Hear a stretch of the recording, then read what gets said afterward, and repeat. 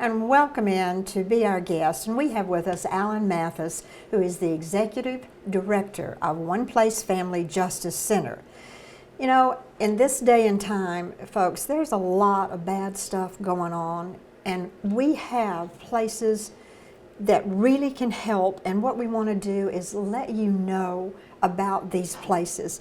And Alan, I'm sure you love working where you do and being the executive director.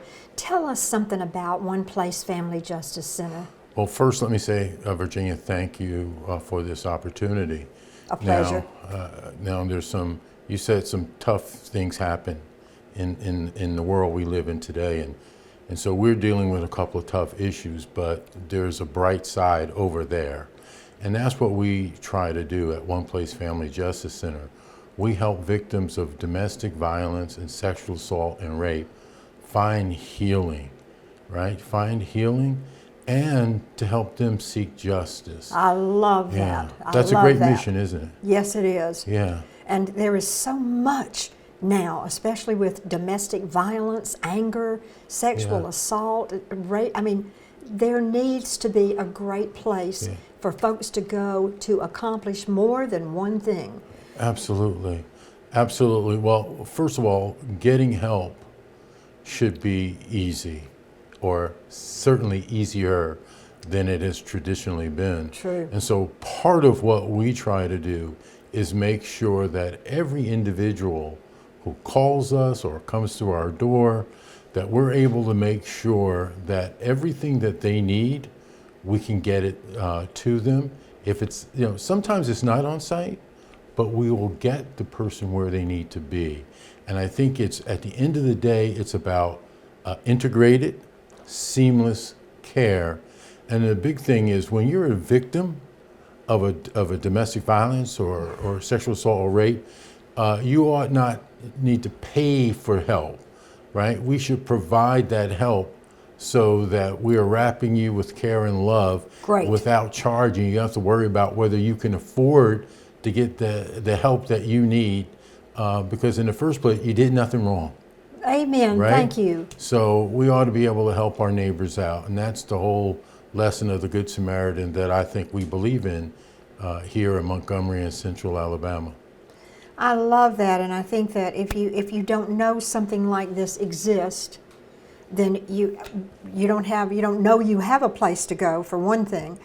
And again, if you can't afford to get help, then most of these victims of domestic abuse or sexual assault or rape, they're just gonna be frightened and keep their mouths shut and say nothing, and then there's gonna be no help and no justice. Absolutely. So, I like to say there's sort of two things will happen. If a person does not get help, they don't feel comfortable to get help. Help is not accessible. Oftentimes, these victims will struggle for a decade, 2 or 3 decades with major depression, PTSD. Maybe they'll start using substances, mood-altering substances, to try to numb the pain, right? Now, when that happens, they're not accessible to their families and to their loved ones. That's right. You've lost them in another way. You lost them, and you don't know, often you don't know why. Yeah. But they retreat, and you don't know why. And that's why I say we sometimes miss that domestic violence and sexual assault and rape is like a corroding agent within the life of a community. My friend John Ed Matheson says, we love John Ed. John Ed says it's a scourge. It is. It's a scourge, and we need to do everything we can to get it out of our community.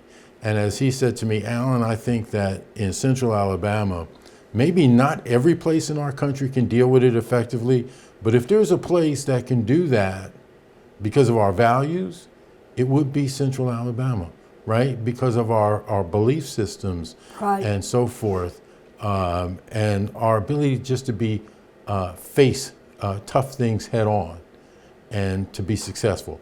So the first thing is that person struggles all by themselves and there's no need to. And then perhaps there's someone in the community who's creating havoc, and that's not the first time they've created havoc. They've done it second, Right, a third, and right. a fourth time. And we want to make sure that folks who need to be held accountable are held accountable.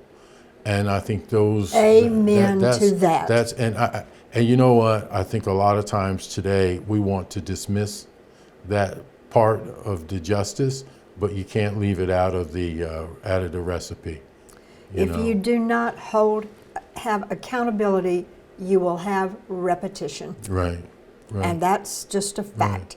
Well, how would we're going to come back next week and talk more specifically about where you are and what you do, but today I would like to let people know how can they get in touch with you. Okay. So first you can find us on our website. Okay. Right, One Place Family Justice Center in Montgomery. Okay. And our telephone number is 334-213-1227. That's the sexual assault crisis hotline. Okay. Now, let me tell you, I've forgotten the other number. Oh, that's okay. We'll get it So up you'll on the get screen that. for you. So there's two different lines, but there Okay. are two different lines. Okay. One for the sexual assault hotline, which is Okay. 365 days, 24 hours a day. Okay. And we'll have a nurse answer Great. your call and Okay. get you some help.